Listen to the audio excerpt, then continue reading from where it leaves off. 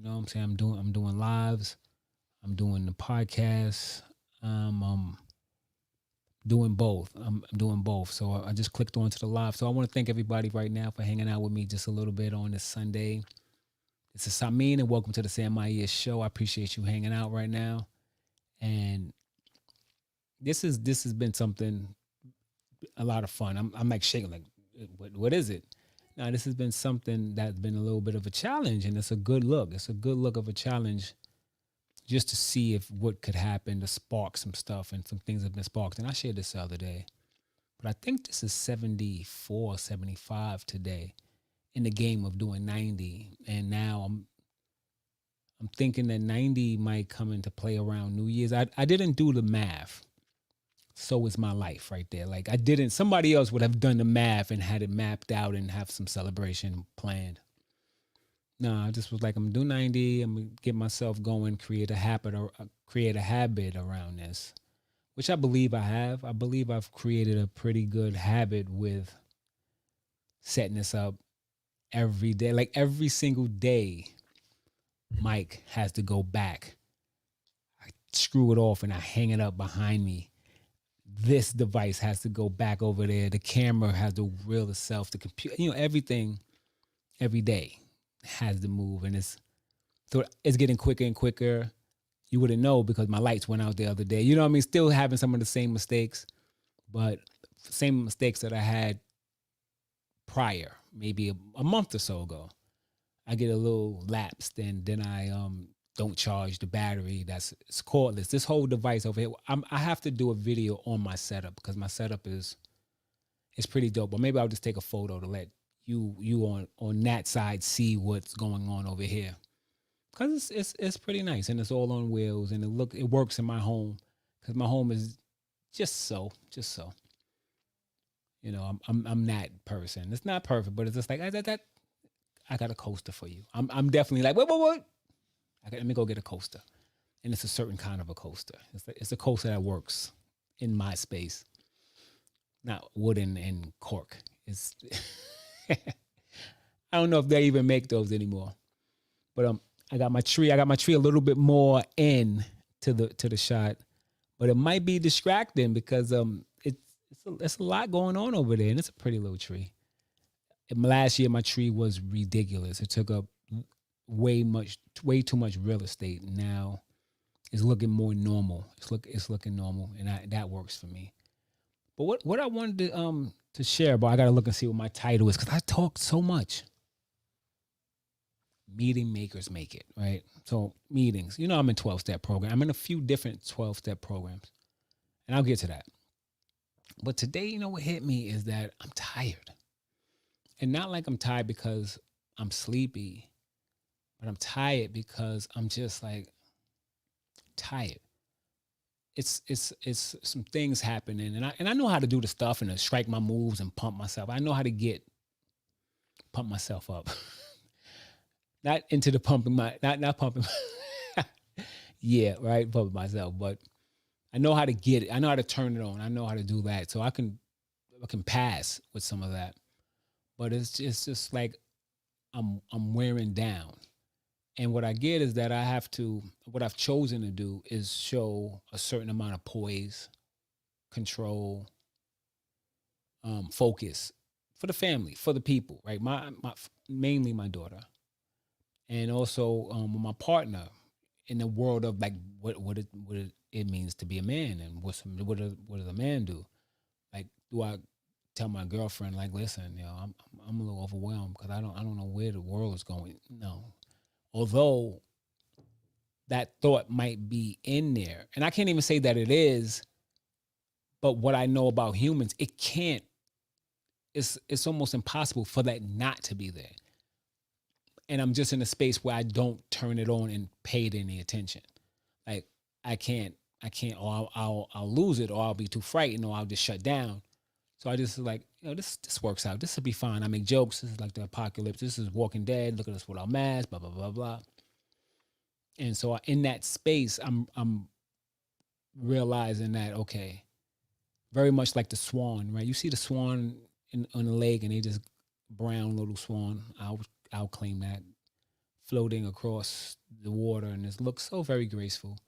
But underneath the water, those little feet, and they don't have feet. You know, they what do they have? I should know that. They're churning. They are moving. They are working, and that's so underneath the. I'm working. I'm really, really working to hold it together in a way that works. And it's not outlandish. It's not like it's, oh my God, if I lose it, I'm going to fall to pieces. Nah, it's just like little things.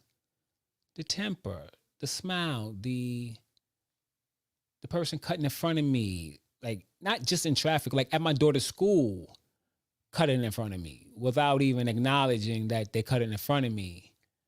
Like that, like those little things where it's like, yo, I want to honk you, and I want to. Wish I had like a snow plow. I could just push you up. Like that type of thing is like brewing underneath all of the. It's all underneath the mask, right? Like literally the mask. Underneath the mask, you see the eyes, and the eyes are just like. So it's this.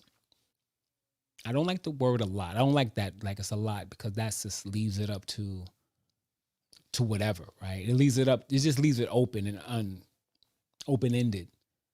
But it's more than I've calculated my reserves for, and they're being challenged.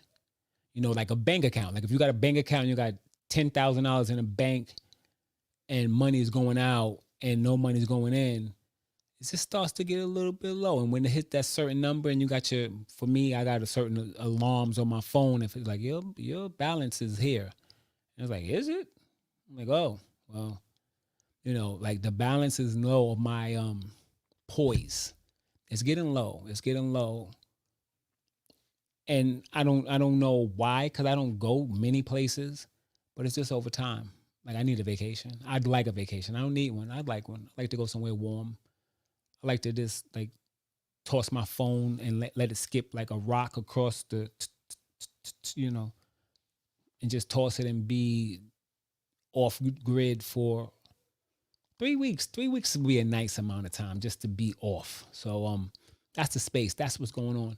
So I was I was I was on a meeting. I do a lot of phone meetings. I do a lot of phone meetings for different things. Today I was on a CODA meeting, which is codependency, which is something I've suffered with.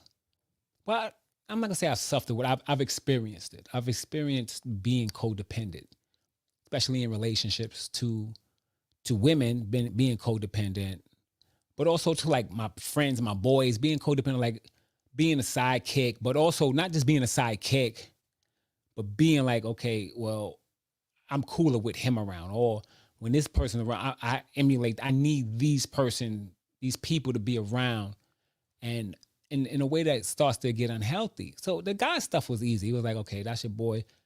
But when you start to be like Batman and Robin, and I was Robin for a long time in my life. That's something that I acknowledge, and I don't lose power about it. But I was definitely a Robin. I was like, okay, I'm a sidekick. I'm with him. You know, I'm with him. And then after a while doing some work, it was like, I kind of outgrown Robin. You know, the tights are just not fitting. I can't be Robin. You can stay Batman, but maybe I'm Superman. You know what I mean? Like questioning, and it was like, no, I'm definitely Superman. I'm definitely Superman now, right? I'm definitely my own personal superhero, and you your own. And together we, conquer something. But I'm not the sidekick anymore, which was a freeing. Was freedom, which was a freedom for me. Although other people were like, I've been waiting for you to not be the sidekick person.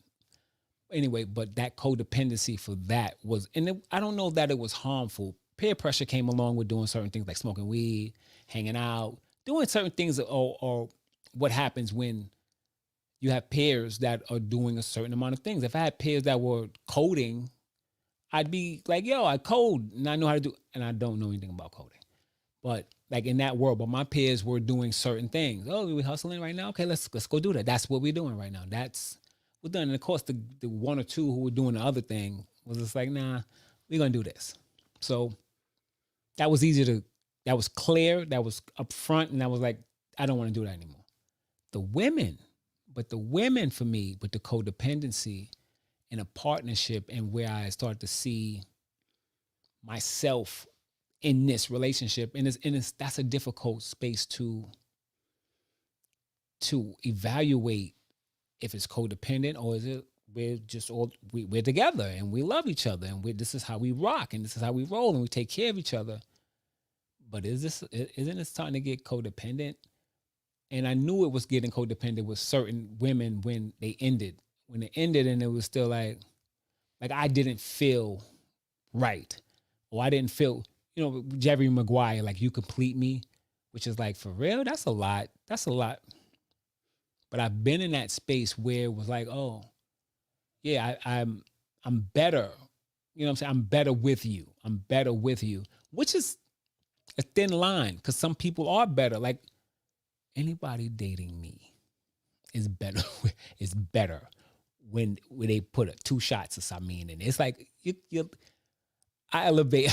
I'm a life elevator, right? It's just like it's a little bit better. It's a little. If you think about life before me, and you think about life with me, although it's on the rocks, it's rough, your life is better.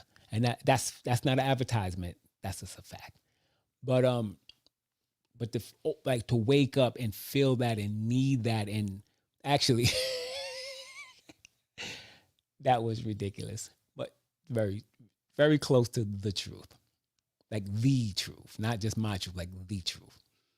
But to be in that space of like I need you, and when I break up, like this whole thing so that led to codependency, sex, this being in the rooms of they don't call it sex, they call it love and sex, because you connect love and sex together, but really when it's not healthy and it's not healthful, for me, I started to see that I was in love with the sex of it, right? I was in love with the sex, and it wasn't the person. And I started to create the person as the vessel for the love, but it wasn't. It was the person sex came along with the person, and the woman is the person. Just it sounds vague, but let's like pinpoint it. The woman was the vessel for the love and the sex, right? So that's another thing that I've had to overcome, and being in these rooms, and I'm bringing anybody's anonymity or speaking about anything like that, but just the rooms. There's always another room. I've been to a lot of rooms. I've been to rooms for money, DA, and which is Debtors Anonymous. I've been in Under Earners Anonymous. And Under Earners Anonymous is something they have some. I always catch a phrase and they talk about behaving immaturely around money or behaving immaturely in life has a lot to do with under earning.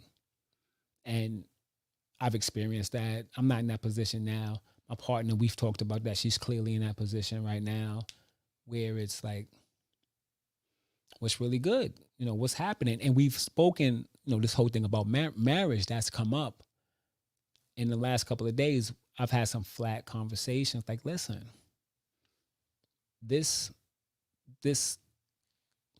marriage is a business, right? Some people got married from right out of high school and college. You might not see it that way. And if I'm wrong, just let me know. And I'm sure somebody will.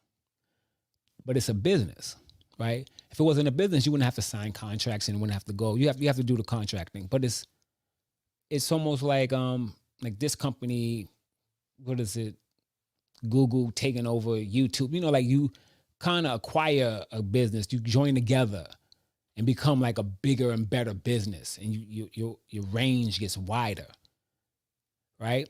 That's how I see it. So it was like, what do you have to offer? Well, I have this. And it doesn't have to be, I have millions of dollars and I have this. Like, what do you have? Well, I'm great at planning. Okay. Because I'm terrible at planning. Like, literally, I'm terrible at scheduling. I don't want to do it. I keep making myself think that I can do it. I forget everything. Like, really, dude has some real major issues. And to the point where it's like, I don't know how you made it this far with your lack of wanting to be scheduled That's why I love school, because it's like, this is, be here at this time. This is the deadline. This is the due date. This is the. But I can plan. I could do it with goals, but I can't. And like in my life, if I have right now a 9:50 call, I'm sure I missed it 9 minutes ago. It's like that, right? And they'll call, and I'm like, what? I made up that time? It just doesn't work for me. It doesn't make sense for me to put it in my phone. It's just like, this too much to do. I'll remember it. That doesn't work. So anyway, if that's the offering, like, what do you offer to the business? Well, I offer this. Well, I work. Okay, great. This is my income. Okay. This is what I offer. My income is nowhere near your income. Okay. So that doesn't matter. So do you have credit? Is your credit good enough? Can we buy a home? Can we do this? Or we not buying a home? We renting, whatever works. And you bring it together. Well, I can cook. I'll cook. I'll work. You stay home and cook. You take care of the babies. Whatever the arrangement is, it's still a business. And which is fantastic about the world of marriage. But that has nothing to do with the rooms. But marriage can be also addicted. I think my wife and I, at some point, we were kind of codependent on one another in a way that was didn't actually work all the time. It worked, but I had a couple of times where it was like, for real, and then she would have something. So we were not young, but we were inexperienced and young in the world of like being in serious working relationships and getting married. There was no space. We had to go to the Catholic one day 4-hour thing, and you do what you do and it's done. But it's nothing like being on the court and actually figuring that out and working it out, and it not being pretty, and it being annoying, and it being frustrating for both people, but not frustrating in a way that it's like, well, you know what? I hate you. I hate you. But like, I'm uncomfortable with this. Uncomfortable is fine. Uncomfortable is fine. And disliking a person is fine, as long as it's not kept to myself. And I'm speak about me. Like, for me to not like somebody, I don't like almost everybody.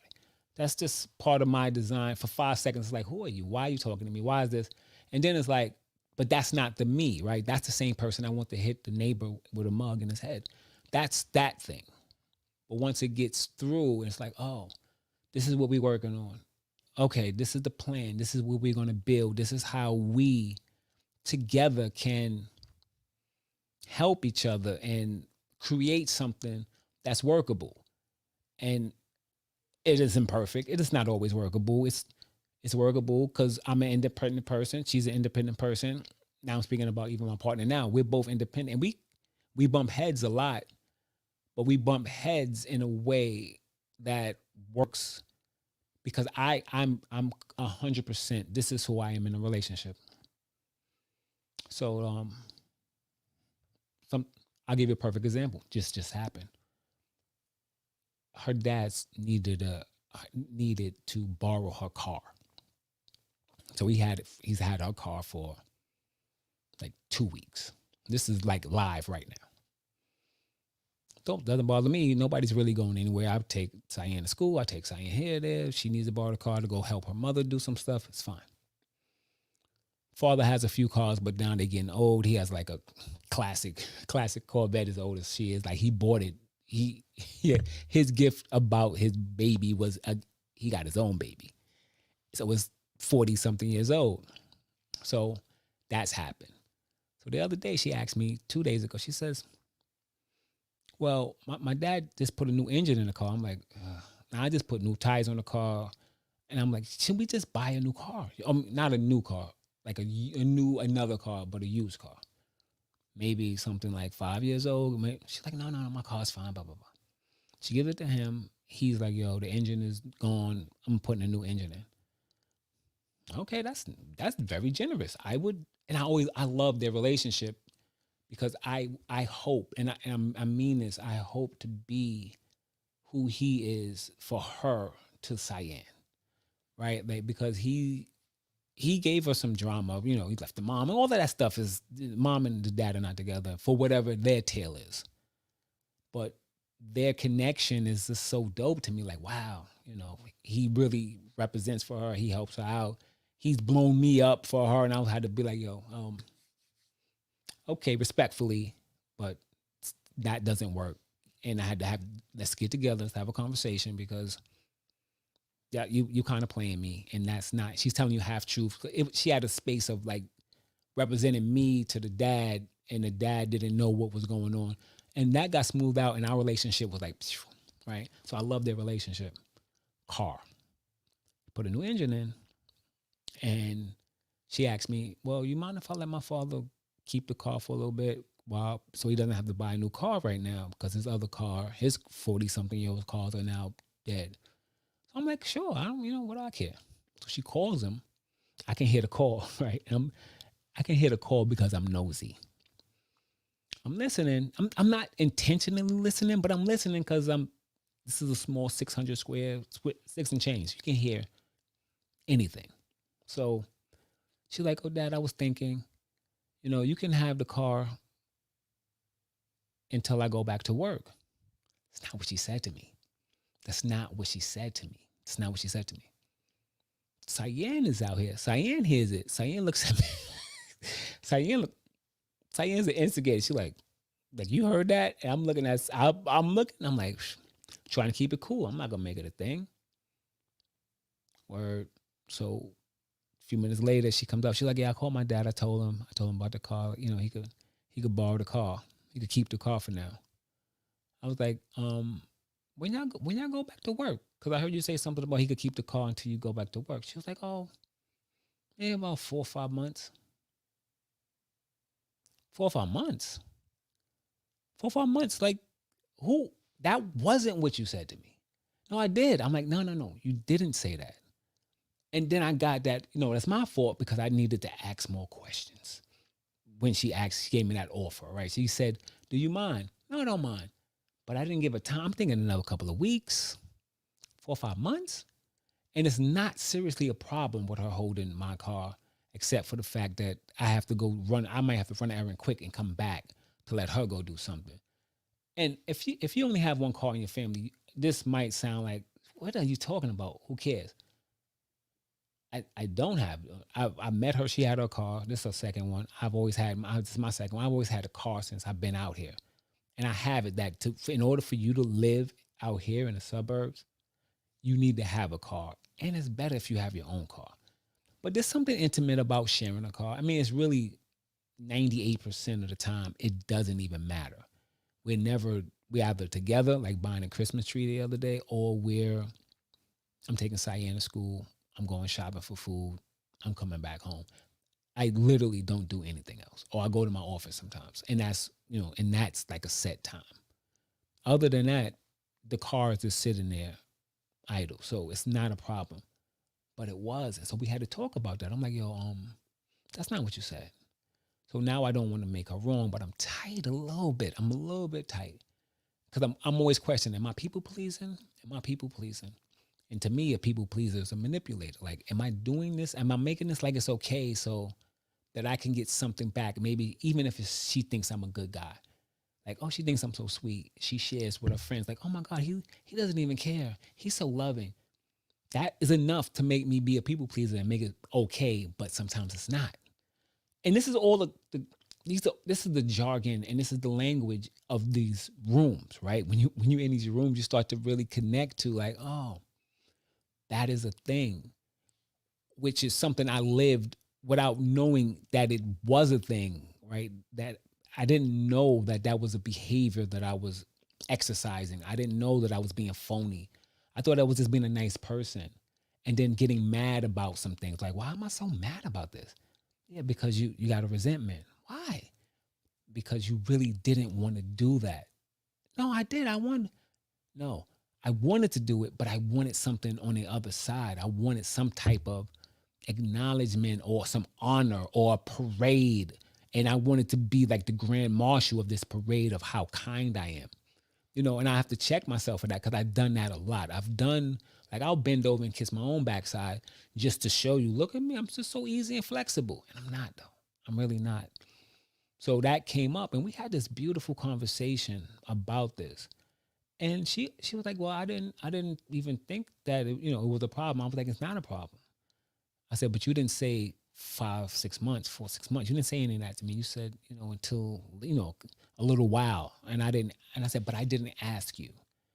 But you didn't tell me. Not but, and you didn't tell me." So it was one of those things. And I'm sharing that, right? Because that could have been an explosion for later. Because that's something that's a resentment that I would have, and I would carry it, right? I would carry it like a soldier, like a dead body on my back. She would have no idea, except I'd be acting a little bit different, and I'd be hating her just a little bit, and the jokes wouldn't be funny. It's right, and the resentments lead to the revenge and the retaliation, right? Resentment, revenge, retaliation. That's the complete way it goes. And then the little razor blades chopping and chopping and chopping. Now this is all information that when I go to rooms, they speak about it like this. And it's just a different way of thinking about human behaviors. And that's something I'm really in tap with, like the idea of the things that I do naturally that aren't just for how they seem on the outside. They're automatic, but it's actually like this grown man, this 46-year-old man who's in charge at certain moments is the 6-year-old who wanted to fit in, who wanted to be accepted, who wanted to be loved. So the 6-year-old to take over an action. And it's like, and my body is doing it, right? It's like almost like Voltron with the robots and this I'll form the head and 4 robot bodies. If you don't know what that is, that's your fault. But Voltron, that's not true. Maybe you're a little older than I am, and maybe missed out on Voltron is a but Voltron. But that little 6-year-old can actually jump in and take control of the situation. Like I'm doing this. I got it this time. I need to have that 6-year-old sit in the car because I can't get rid of him. That's my thing. He's my +1, right? And he's in the car, and he is having tantrums, and he is insecure, and he is fearful, and he is sad, and he wants to do things to make people like him, and he wants to do. I'm driving. He could sit in the car, can't get him out, but he can't drive. He's in the front seat now. He should be in the back in the car seat, but he's in the front and he's pointing at stuff and he's telling us to turn. He cannot touch the steering wheel. You could say everything. You could sing 99 bottles of beer and I'm just driving. You could, all kinds of stuff, but I can't let him drive because when I let him drive, life just doesn't go well. So in that space, in that time dealing with that situation, the part of me that was like, just let it go. That was him. Then it came me like, yo, no, I need to talk to you about this and to not be a big thing. It wasn't like we need to have a talk, which is the last thing I ever want to hear. I don't ever want to hear that. Hey, we need to have a talk. 6-year-old straight ahead. What did I do wrong? Why am I bad? What did I mess up? Who told you? Who told you? How did you find out? And it's like, how did you find out that I did that thing 40 years ago? It's literally like that. And I go to places and I go to a therapist and I do things to handle that. And in the midst of all of this, it might sound like, what? He's insane. And I've shared that yeah, probably.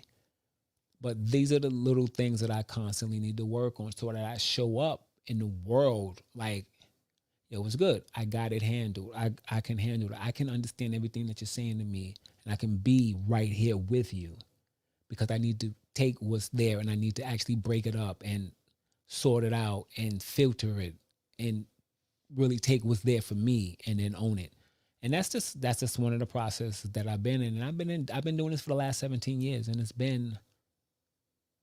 first of all, it's been 17 years, and it's been challenging. It's been lonely, right? It's been lonely because once I've learned certain things, about myself and what I was willing or not willing to deal with anymore, it starts to form a separation. And I was sharing yesterday about the Emperor's New Clothing, which was something I just came up with, but it's so real. You remember that story, the Emperor's New Clothing, and they're naked, and I see it like that. But it doesn't. That doesn't mean that I'm right.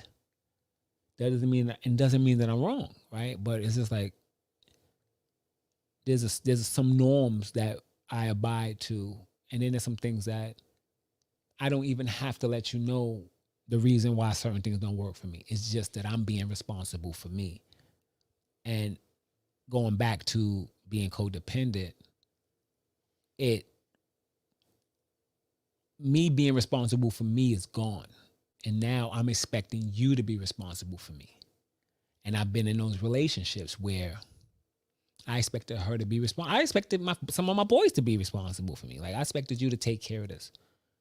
I expected some other things to happen in life in the last few years that didn't go the way they were supposed to go, and it was actually told to me they would go that way, and I just sat like a little kid waiting for it to happen, and it didn't. And then I got to play like, oh, bad, good, you know what I mean? Like, it's like just like that in that world.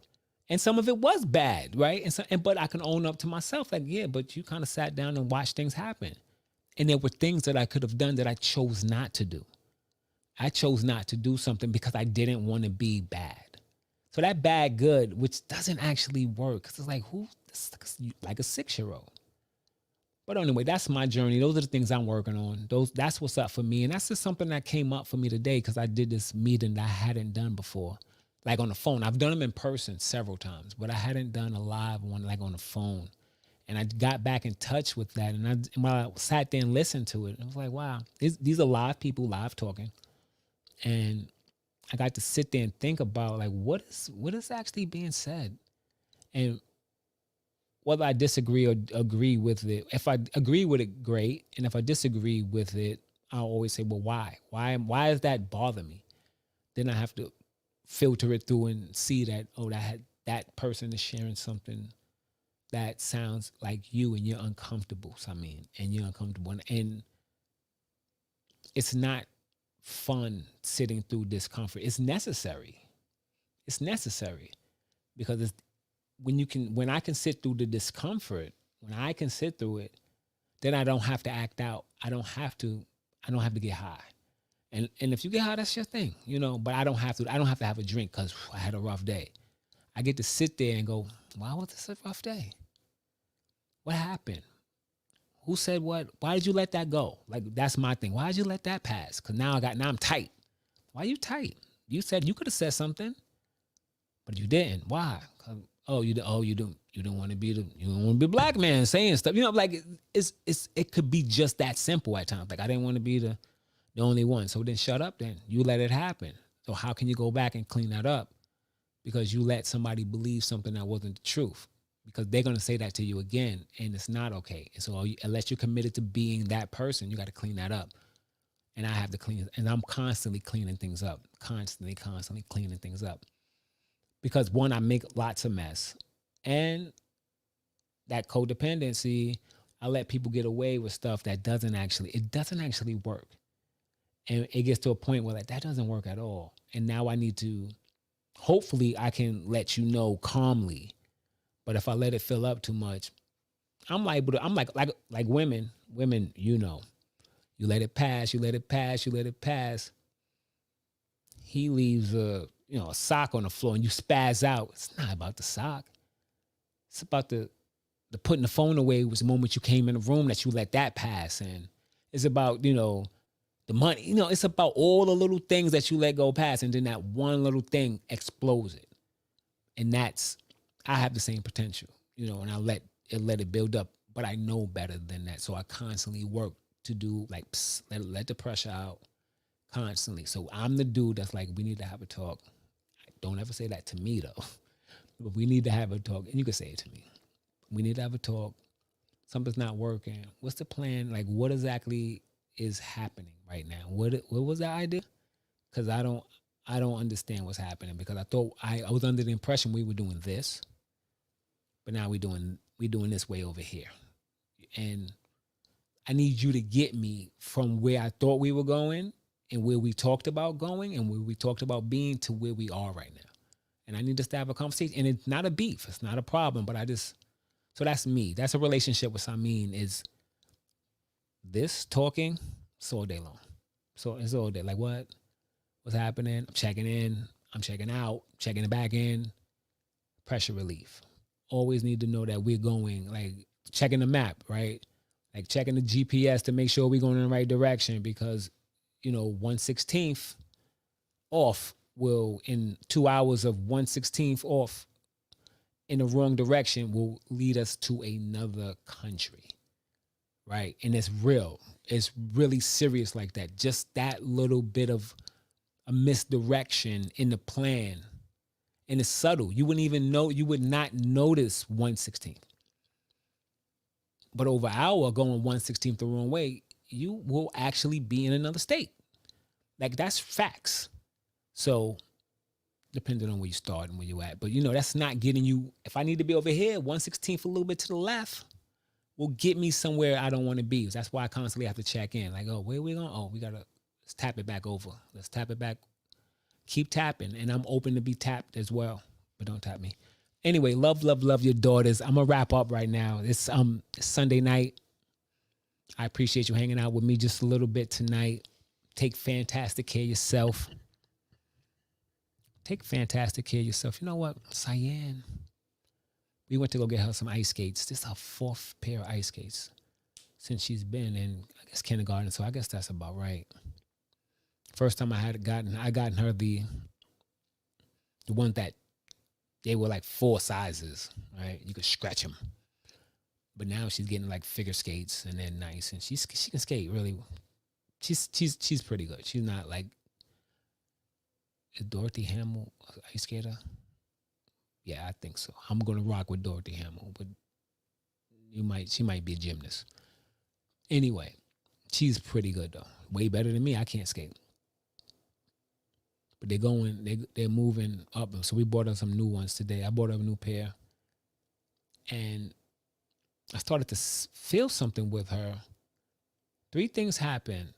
And they all were based around fear of her feeling like she needed to protect me, which stood out as weird.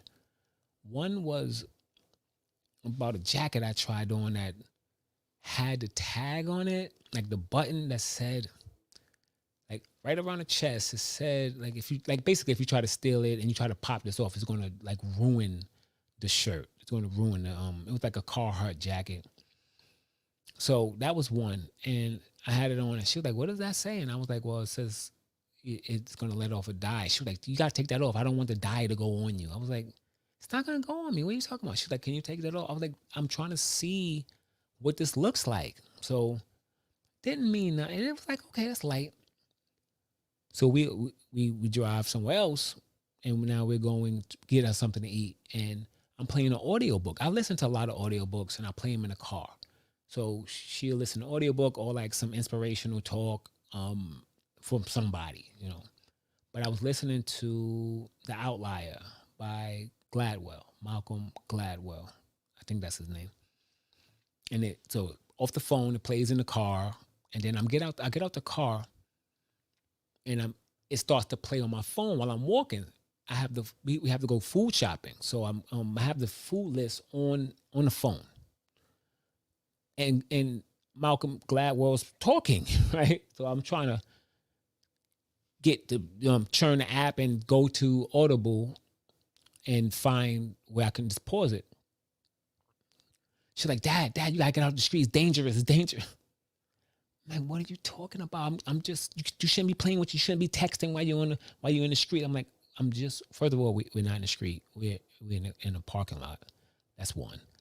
And it's okay. I'm just trying to cut my phone. And I'm explaining to her, like, I'm just trying to, stuttering. Like, I'm just trying to cut the phone off, but because she's really intensely nervous. So I cut it off. I'm like, I'm just cutting the phone off, and I'm a little tight. That plus the Carhartt thing. So we go into Wegmans. I don't know if you know Wegmans. I didn't know until I moved out here. We go shopping, we get all the stuff we need. We're leaving and we're going out the side exit. And it's this thing that's telling you to stand back 36 inches. But I think if you're not there and the door opens up, you can be hit. And she sees it and she moves me. And I'm like, what are you doing? She's like, you got to watch out for the thing that's going to hit you. A little bit almost like it's joking, but she's not. She's deadly serious. And I want to talk to her and be like, yo, for real. And then I start thinking, I'm like, why? What's going on? Why is she so fearful? It's very fearful. It's like she has to take care of me. Now, I feel the same way, but I'm always constantly watching, watch the street, watch that car coming, blah, blah, blah. Even if I don't say nothing, I'm like, slow down a little bit. I'm on her. I'm on it. So she's doing that to me. And it hit me that she has some kind of concern. So I had to get myself to get off of it. So I'm not tight because there's nothing to be tight about. And I asked her when we get in the car, I'm like, what's going on? Yo, I see you trying to take care of your dad right now. She was like, yeah, well, and she says this, and I wish I wrote it down what she said. I wish I she says something about black men, like nobody's taking care of black men. And I'm like, well, yes.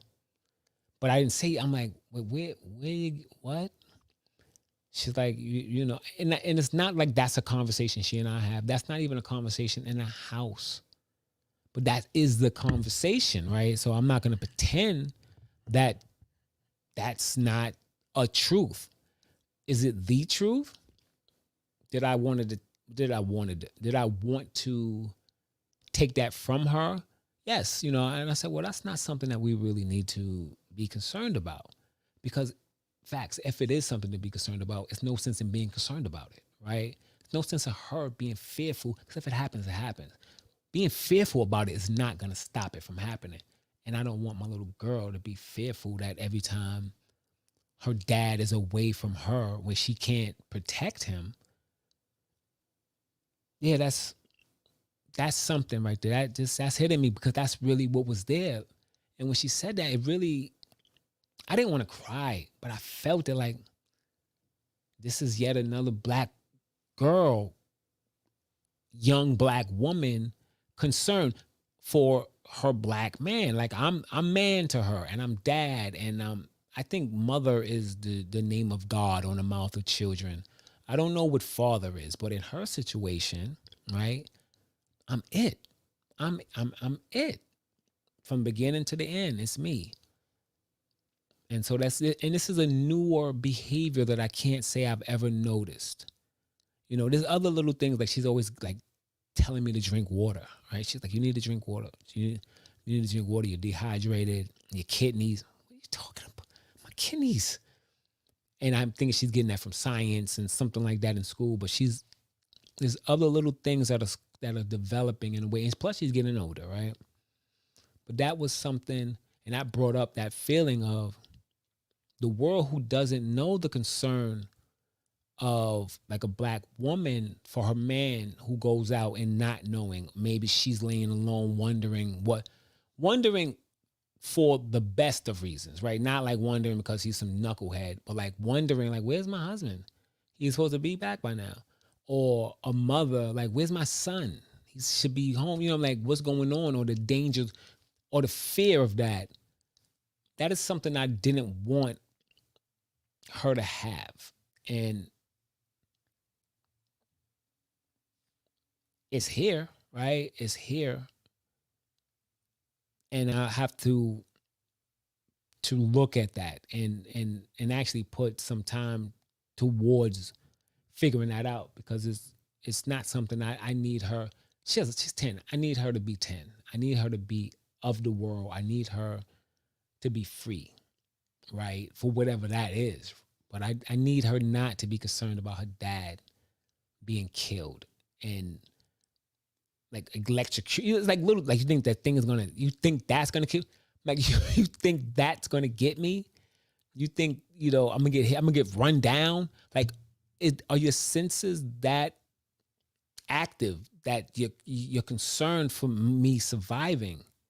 It's like they want to get you anyway.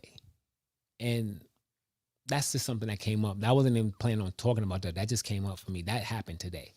But anyway, thank you for hanging out with me. Lovely, love your daughters. I love that little girl. She is she's dope. She's dope. She's funny. She's a pain. Yes. Somebody said, well, no, she's not a pain. Yeah, she is though. She's my pain, but it's facts. And she's fantastic, right? You can be both. You can be, you can be a whole bunch of things and still be a little bit of a pain. But love your daughters, man. That's the real talk. Old woman, this real talk. And love your children. Let them know that you love them. Let them know how important they are to you. Because you don't know. You never know. You never know. You never know. That's about all I got for you all tonight. It's 10:30. Still enough time for me to go to bed before 2 in the morning. I'm gonna catch up with a little bit of this game. I appreciate you for hanging out with me tonight. Peace. You take fantastic care. All right. And thank you for hanging out with Samin and the Semi-ish Show. I think I'm gonna record my daughter's voice because she loves saying it. She loves saying it. All right. Peace.